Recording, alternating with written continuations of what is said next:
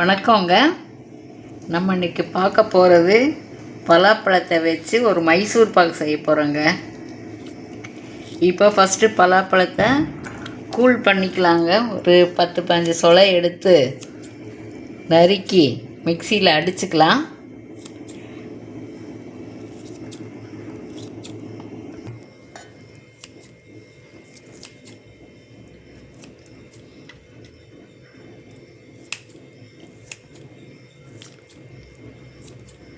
இப்போ இதை அரைச்சிட்டு வந்துடலாங்க.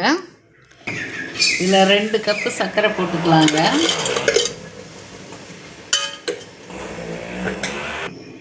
கொஞ்சமாக தண்ணி ஊற்றிக்கலாம், கரையட்டும்.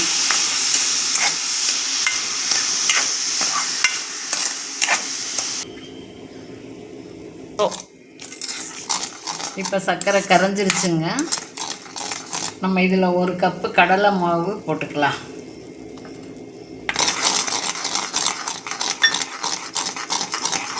இப்போ கடலை மாவு வேகட்டுங்க. வெந்ததும் நம்ம பாருங்கள், பலாப்பழம் அடித்து வச்சுருக்கேங்க. அதுலேயும் 1 கப்பு தான் வருது. இதில் வச்சுருக்கேன், அப்புறம் ஊற்றிக்கலாம். இந்த அடுப்பில் எண்ணெய் காய வச்சுருக்கேங்க. கொஞ்சம் கொஞ்சம் ஊற்றி அப்படியே கலர ஆரம்பிக்கணுங்க. இன்னும் கொஞ்சம் இந்த கடலை மாவு வேகட்டு. இப்போ கடலை மாவை போட்டு நல்லா வெந்துச்சுங்க. இப்போ இந்த கூழ் ஊற்றிடலாம், பலாப்பழ கூழை.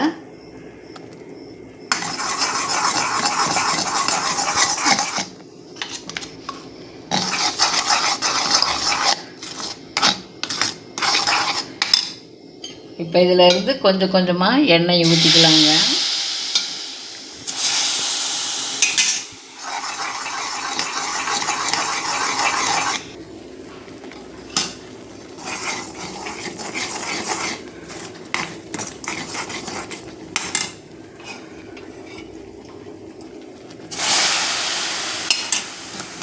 நல்லா இப்படி நுரைச்சி வருங்க.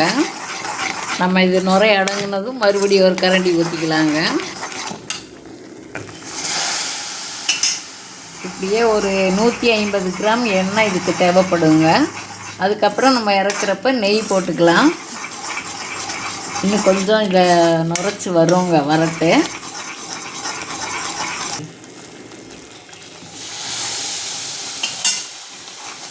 சரிங்களா? இப்போ நல்லா நுரைச்சி வருது பாருங்கள். மைசூர் பாகு இப்படி தான் வருங்க. வேகட்டு, இன்னும் கொஞ்சம் வேகணுங்க. கொஞ்சம் நெய் போட்டுக்கலாங்க, வாசனையாக இருக்குது. பலாப்பழ வாசனை அப்படியே ஜம்முன்னு இருக்குங்க. ரொம்ப நல்லா வந்திருக்கு. இன்னும் 2 நிமிஷம் இருக்கணுங்க.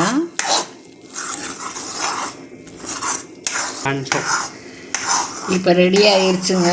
நல்லா திரண்டு வந்துருச்சு. இப்போ பிளேட்டில் ஊற்றிக்கலாங்க. நெய் தடவி வச்சுருக்கேன். இப்போ போய் ஊற்றிக்கலாம்.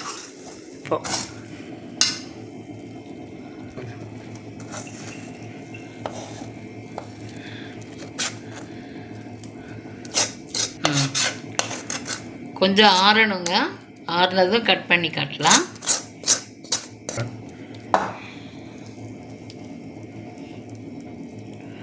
ஒரு 5 நிமிஷம் அப்படியே இருக்கட்டுங்க, செட் ஆகட்டு.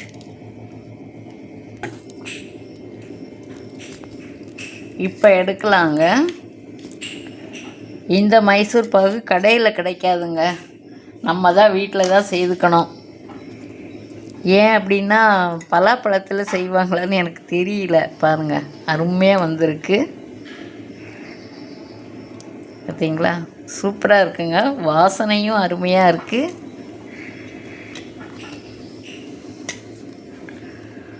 இன்னும் ஆறணுங்க, சூடாக தான் இருக்குது. நீங்களும் ஒரு தடவை செய்து பாருங்கள். எப்படி இருந்ததுன்னு எனக்கு கமெண்ட் பண்ணுங்கள்.